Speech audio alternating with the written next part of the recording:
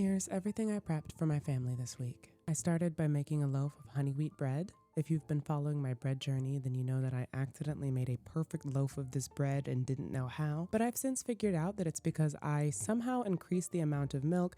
It's a really complicated story, so just trust me that it wasn't my fault. Once that was in the machine, I had some spare cranberries I wanted to get rid of, so I made some cranberry orange muffins, and I have no footage of that because technology, and I won't be explaining further. But these are how they turned out, and they were so delicious. Once those were cooling, I got started making our weekly batch of granola. I have a base recipe that I like to use, but I'll switch up the ingredients depending on what we have on hand. So this week we're using oats, salt, cinnamon, ground ginger, vanilla extract, almonds, olive oil. I like to experiment with different sweeteners in this, so this week it's half sweetened with honey and half sweetened with maple syrup. Once I put that in the oven, I still had leftover cranberries, so I thought it would be nice to make some cranberry blueberry bagels, even though I've never made a bagel before. So I got those berries bubbling on the stovetop. I wanted them to burst so that the bagels would be a really pretty shade of purple. While those were bubbling, my granola was ready, so I pulled it out to cool and kept on with my bagels. I combined some flour, sugar, yeast, vanilla extract, salt, water, and my warmed berries, as well as some dried blueberries and cranberries. Then I put that in my stand mixer and let it beat for about 10 minutes so it could get nice and glutinous, and it was so pretty, oh my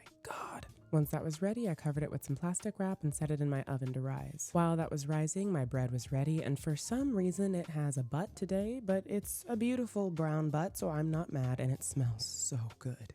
My dough had doubled in size, so I tumbled it out onto a floured cutting board and started dividing it and weighing it so that we could have 8 equal pieces. Then I started rolling them into balls and set them aside so they could rest. In the meantime, my granola had cooled, so I added my mix-ins. This week I'm doing raisins and cranberries, and I broke them into big crunchy bits and gave it a good mix. Then it was time to shape my bagels and give them a quick bubble bath before sticking them in the oven. I think they are absolutely stunning, and for my first time making bagels, I did that, okay? I was too excited to cut them open, and they have the prettiest cross-section ever. It's exactly what I was hoping for. And that is everything I meal prepped for my family this week.